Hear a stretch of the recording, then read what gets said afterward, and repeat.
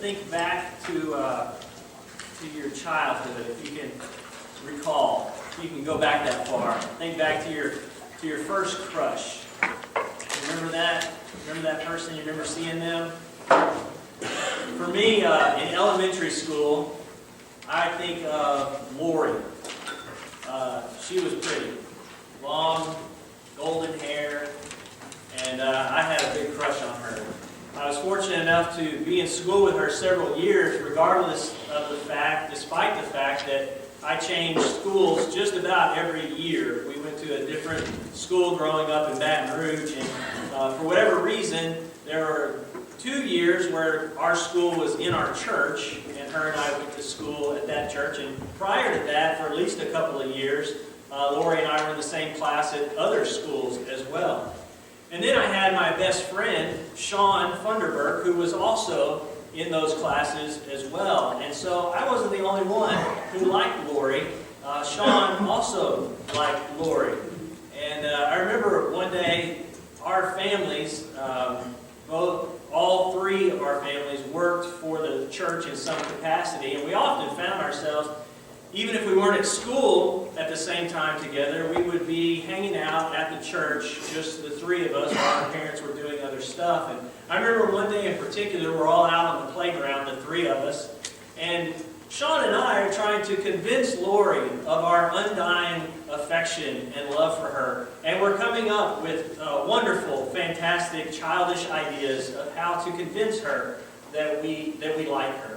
And I kind of follow Sean's lead in most of these things, and we're just doing silly things. And, hey, Lori, look how much we like you. We're going to do this silly little thing, and we're going to jump off of this. We're going to swing and see how far we can jump. And then we start climbing a tree, and we're going to jump out, and each one of us goes a little higher each time. And then one time, Sean climbs up pretty high, and he starts to jump out. He goes, Lori, this is how much I like you. I'm going to jump out of this tree and land on my knees, which he did, and I don't know how he didn't hurt himself. But it was at that moment that I realized that Sean was a lot more committed to his relationship with her than I was. I was not going to jump out of that tree and land on my knees. We do stupid things trying to impress other people sometimes. There was another kid by the name of Sean about the same time in my life at the same church. And one day we were hanging out in the parking lot. We were about to take him home. He lived in another town, and my family was going to take him to his house. And in our family, we had 2 cars, 2 vehicles at the time. One was a little pickup truck, like a little S10, and then we had a full-size van with the big double doors that open up. If you remember, a conversion van, I think it's called. And so we had those double doors open. Us kids, we were just goofing around and trying to impress one another. And we're jumping from the back of the pickup truck. Why is everything involved jumping? We're jumping from the back of the pickup truck into the van. Really smart. We're just having fun, you know. Smart kids as we are. And a few of us do it and we make it. And then here comes Sean. I don't know if he tried to jump more or higher, but his angle wasn't right. His velocity wasn't right. He didn't go straight into the van. He kind of went up a little too high, and he hit his head right at the top of where the doors opened. And he fell straight to the ground after hitting. He tried to play it off at first. He starts to laugh, and then he puts his hand up there. His hand's covered in blood, and he starts crying instead of laughing. And he has to be rushed to the hospital and get some stitches. And I remember that vividly of, man, we do stupid things sometimes, don't we? We try to impress other people, and it just seems like there's something in our nature, whether it's someone that we like or just boys trying to outdo each other, whatever the case is, we just seem to have this natural tendency to want to impress other people. And it doesn't stop at childhood, it goes all throughout our life. And you know what? Jesus knows that about us. He knows that we have a tendency to want to impress and to show off. The problem is when it goes from just silly things to our spiritual lives. And we try to be spiritual show-offs, and Jesus decides to address that. As we've been going through this message series called New Heights, we're looking at the Sermon on the Mount that Jesus preached. All at once, he gave this sermon on the side of a hill, side of a mountain. And we've gone through chapter 5 in Matthew. It's chapters 5, 6, and 7. And we've finished chapter 5. And what we've seen Jesus do is really raise the bar, which is why the reason for the title of New Heights, because he continues to say, you think it's this way, you've heard the old law say this, but really you're missing something. Because there's more to it than that. You've heard it say murder is wrong, but I'm here to tell you that it starts long before the actual physical act of murder. That when you commit hate in your heart, that you've already committed murder. Adultery, you've heard said, is wrong, but really it starts in your heart with lust. And he continues to do that. He continues to raise the bar time and time again throughout this sermon that he preaches in Matthew chapter 5, 6, and 7. So today we're going to look at Matthew chapter 6. And I want to start off before we really get into the meanings and the words and things like that. I want to read the first verse out of the common language version known as the Message. I love to read different versions of the Bible as I go through Scripture. And the Message is one of my favorite to go to just hear a different outlook and to get something that maybe I didn't get before. And this one I thought really captured what Jesus is getting into here in chapter 6. And so Matthew 6 verse 1, if you want to look up on the screen, I've got the Message version. And we'll come back to it and you can look at your own version then. It says, be especially careful when you're trying to be good so that you don't make a performance out of it. It might be good theater, but the God who made you won't be applauding. I love that phrase. It might be good theater, but the God who made you won't be applauding. You can tell he's starting to talk about those who want to be faith show-offs. Those who want to show off their spirituality. And he's beginning to address the issue, knowing that that's something in our nature, is to want to show off, to want to impress other people. You know, as a pastor, Carrie talked about it this morning in Sunday school that I'm always a pastor. You know, I don't get to punch out on a clock. You know, when I go home, I'm still a pastor. When I go hang out with people, I'm still a pastor. And what I've learned is there's an occupational hazard with being a pastor, and that is once somebody finds out, they tend to act a little different around you. If they didn't know in the beginning, once they find out, things sort of change, dynamics change. I remember one time specifically, I was hanging out with my father-in-law. We were playing golf. And it was just the two of us that went there. This is one of those nicer courses that they really try to pack as many people onto the course as possible. So you're going to get paired up if you show up with a couple of people. And we did. We got paired up with two other people. And the game starts off great. You know, we get on the first hole and it's just minor introductions. Hello, my name is, and how are you, and those sorts of things. And you might hear an off-color joke or a word that you maybe don't hear very often as a pastor. And then you go from hole 1 to hole 2, and things heat up a little bit more. And I've learned to, well, there's a part of me that wants to sidestep the question, what do you do? And so sometimes I might say something to the effect of, well, I work for a nonprofit, to try and get out of just coming right out with a pastor thing, because I realize the nature of people changing. And then as I probe a little further, you know, well, I work at a church, instead of saying I work for the church. I work at a church, and then they probe a little further, and finally you say, well, I'm a pastor. Oh, right? Everything changes. The dynamics change. They maybe even apologize for things that they've already said, or they certainly change their behavior a little bit. And maybe it's not that dramatic for you, but I'm sure you can think of times in your life where you change based on who you're around. Maybe you change based on being around your coworkers versus your friends versus your family. And we change who we are depending on the situation, depending on who we're around. And of course, as a pastor, like I said, that's just an occupational hazard that happens. But it happens on my end as well. I've noticed that I will change how I am. And I'm really bad about it because in my younger life, I used to do impressions. And so it's really natural for me to speak the way that I hear. So if I'm talking on the phone with someone who speaks a little more countrified than I am, my voice tends to become a little more countrified. If I'm speaking to, I know when I was in the restaurants, I might talk to somebody at work and they had a Hispanic accent. Then I would take on a little bit of a Hispanic accent. I don't notice it, But Lisa makes sure to point it out to me as she makes fun of me. Why are you talking like that? Why are you changing your voice? And for the longest time, I didn't even realize that I did it until she started pointing it out. And then I realized that's exactly what I do. I hear it, and I don't know if I'm trying to make them feel more comfortable or if it's just so much ingrained in me to speak the way I hear. I don't know exactly why it is, but I know that it happens. And I know that it happens to most of us.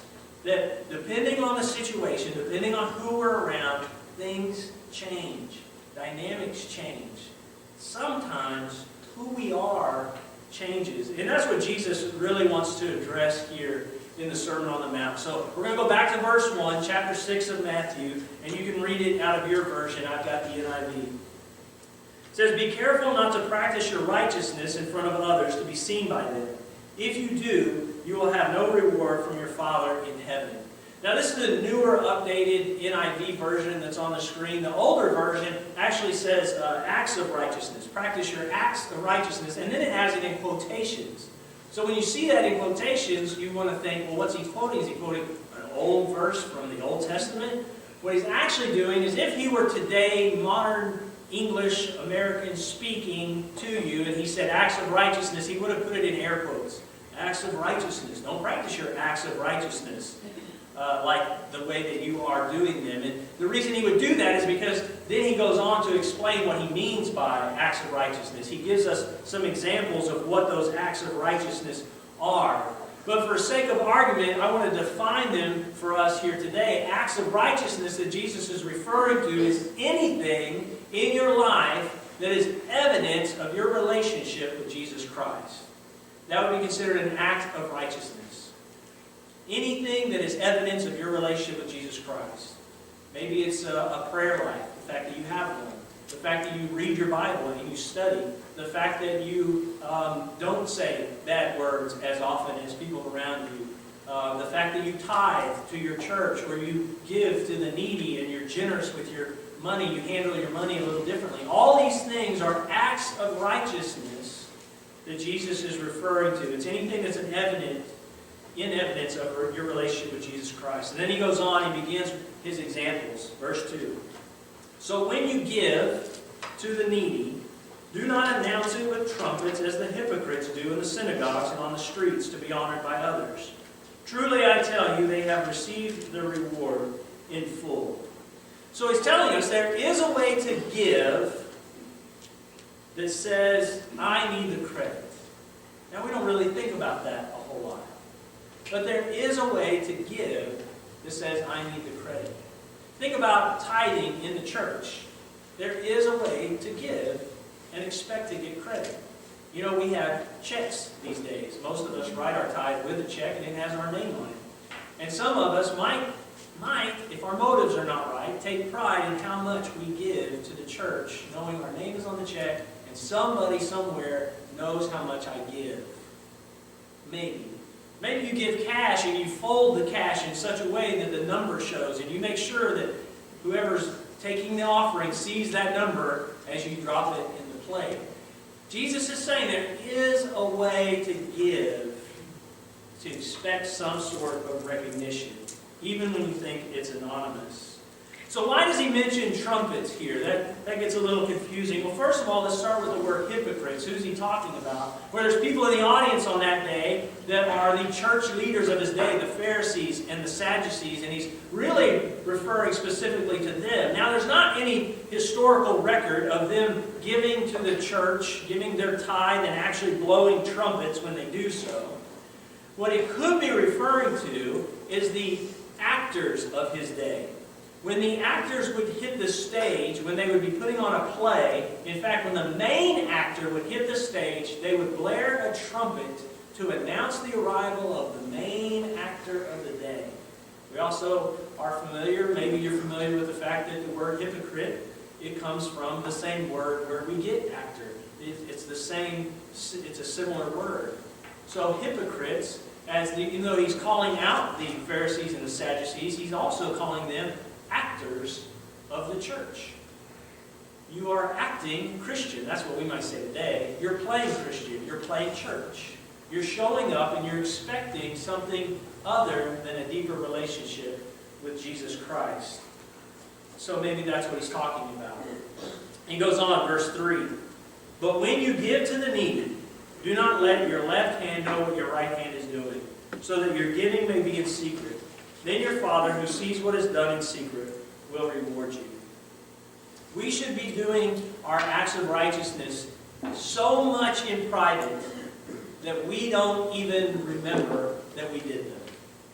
Of course, we're going to remember that we prayed. We're going to remember what we read as we read through Scripture, that sort of act of righteousness. We're going to remember that we tithe. We're not going to be ignorant about it, not write it down in our checkbook, the part where the record that we keep. Of course, we're going to do that. What he's saying is, what's your motive? What's your motive for doing it? Where's the act coming from? And who's it really for? Is it for you? Is it so that you will get the recognition? Is that what you're in it for? Or are you in it because of your relationship with me? We have to do things that as soon as they leave us, whether it's giving of my time, my efforts, my talents, my money, whatever it is that I'm giving, as soon as it leaves me, I should not even remember doing it. In that sense that I'm not doing it for anyone else other than God. No one else needs to know about it. That's how it needs to be. Then he goes on, he gives another example, verse 5. And when you pray, do not be like the hypocrites, for they love to pray standing in the synagogues and on the street corners to be seen by others. Truly I tell you, they have received their reward in full. So there's a lot of people listening to Jesus on this day, and as we mentioned, there's those church leaders sitting there in the audience, and now he's called them out for the second time, referring specifically to them as actors or hypocrites. And he says what they do is they pray in public. Good Jews in Jesus' day, just as they do today, pray at specific times during the day. What he's referring to are people who would plan their entire day around the prayers at a certain time, at a certain place, to be seen by the most number of people. They would kind of say to themselves in the beginning of the day, okay, well, I got to go to the bank and I have to go to the store. So if I go to the bank first, that's on my way, and I can stop between the bank and the store at this particular location and say my prayer right there. And if I do that, I'll be seen by the most people. And so that's what they would do. They would plan their whole day to be seen and heard by as many people as possible. Is that a very good relationship with God the Father? And so Jesus says they're getting their reward because what they're seeking is praise by men. And that's exactly what they're getting. So then he gives us this advice, verse 6. But when you pray, go into your room, close the door, and pray to your Father who is unseen. Then your Father who sees what is done in secret will reward you. When you pray, do not keep on babbling like pagans, for they think they will be heard because of their many words. Do not be like them, for your Father knows what you need before you ask Him. So he's talking about the pagans, or also referred to as the Gentiles, those who are not Jews. And they pray to their many gods in this day. And they would do so with very loud voices and with a lot of repetition, thinking that the more they say what they need to say, the more their gods are likely to hear them. The louder they say it, the more likely their gods are to hear them. And Jesus says, if that's how you view God, the way they view their gods, then you don't know God. Because it doesn't matter how loud you say it, or how many times you pray your prayer. God already knows your heart. And so again, Jesus has brought the whole issue back to the heart of each and every one of us. So is he saying, well, don't pray and don't give? No, that's not what he's saying, is it? He's saying you got to check your motives. You got to check your motives. He's just giving us the signs of one who has or doesn't have a heart for God. And here's the one thing that he makes clear. When you do an act of righteousness, you will always get a reward. When you do an act of righteousness, you will always get a reward. But what will the reward be? If you do it wrongly, with wrong motives and a wrong intent, a wrong heart, you're going to get the reward from man. Because that's probably what your motive is. It's either for yourself or or so others can see you performing these acts of righteousness. And that's exactly what you'll get, the reward that you seek to begin with. If you're doing it with a pure motive and a pure heart for God, for Jesus, then your reward does come. It comes from God. And it may not even come today. You know, we are so prone to want that attaboy, that pat on the back, that thanks for giving to the church. Thanks for giving of your time. Thanks for giving of your efforts. And God says, that may not be how I thank you, but you will get a reward one way or another if your motives are pure. So I believe in all of this, Jesus is saying two main things to us. First, he's saying this: you can work on looking religious, or you can work on the condition of your heart. But you can't do both at the same time. These efforts are mutually exclusive. Now, can you work on both in the same day? Sure, you can. You can try to be more religious, and you can try to show off in front of people, and then realize your mistake a little bit later and go, well, I need to do this for Jesus, and so you work on building a better relationship with Him in private later on. You can do them in the same day, but in the same moment, for the same action, you cannot be trying to please both man and God in the same moment. It's one or the other. They are mutually exclusive. So you can be a better hypocrite, or you can be more like Jesus. But you can't do both at the same time. So many times, for many of us, the problem is that sin creeps back into our life. We have good motives. We start off with good intentions. And then the sin of self creeps back in. And we tend to gravitate back to wanting that attaboy, that pat on the back. Regardless of what our situation is, regardless of whether it's giving of our money or giving of our time, giving of our talents, whatever it is we're trying to give to God, we start off with good intentions and we drift. Because as we've sung this morning, we are prone to wander. The God I love. The struggle for me seems incredibly messy. I'm not sure that people always pay attention to our motives, right? I mean, when I give of anything, I'm not sure that anyone really understands what my motive is as I'm giving. So that becomes very messy. But it is anchored in my heart. Where is my heart? Is it anchored in my relationship with Jesus Christ? Or is it anchored in something, anything else? Is it anchored in the church? Because that's not where it should be anchored. It needs to be anchored in Jesus Christ. Our measure to determine where our motive is, where our motive truly lies, is in Jesus. The second thing Jesus wants us to know is, if you want to discern and purify your motives, practice your righteousness in private. You'll notice twice he tells us to do things in secret. And if you're not sure why you do things, then purposefully do them in secret. And you will quickly learn what your motives are. Because you'll either be missing that attaboy, or maybe you'll feel puffed up within yourself. Man, I feel so good because I did that. Or you'll glorify God. God, I hope that helps. And you forget about it. When you do things purposefully in secret, your motives shine through. Now, does this mean to never do these things in public? To never pray in public? To never put a check in the offering plate? That's not what we're talking about. We're talking about your motives. Where is your desired reward? Because the public reward, that's swift and obvious. But a private reward from God is softer in noticeability and harder to receive. I know when I shut myself in a closet and pray to God, or just pray privately in some form or fashion, I know those are the most honest and open and heartfelt and deep conversations that I ever had with God. Those are the times where I feel so connected to Him, when it's private and intimate. When you give anonymously, generally you find out why you do what you do. Sometimes you think, well, no one thanked me for that large donation check that I made to the church. Well, were they supposed to? What was your intention? What was your heart? Here's the other part of the reward. Jesus didn't come so that you could have a spiritual reputation.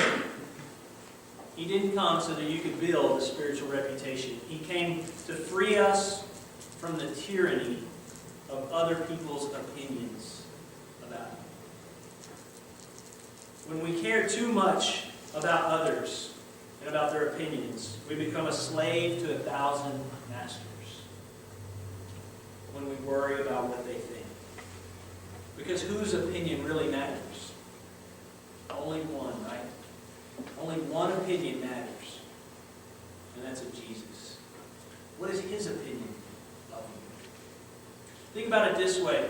As a parent, you take your kids somewhere, anywhere. You take them to the park, you take them to Six Flags, you take them to a water park, you take them to the store sometimes. And they want to show you something. There's 1,000 people around. Whose eyeball do they want on them? Yours. Doesn't matter how many other people see them. They want you to be watching them. And then it can be so trivial. They'll go, watch, watch. And you'll look and they'll go, look what I invented. And they'll do this. And they're so excited that you watched them do that. All they wanted was for you to watch them. They don't want you to go into a lecture about how they didn't invent that. That's been done 1,000,000 times before. They just want you to watch. They want you to have your eye on them. God's desire for us is to have that same sort of drive as a child for the parent. To look at God and go, God, I only care if you see. I don't care what anyone else sees. As I give of my time, as I give of my effort, as I attend church more often, as I pray and build a prayer life, as I try to read my Bible on a daily basis, and as I try to study deeper, as I try to do these things, I just want you to watch and I don't care what anyone else thinks. That's what Jesus is saying. Don't be a spiritual show-off. Do it for God. That's what we're here for. It's about our heart and our relationship with Him. Let's pray.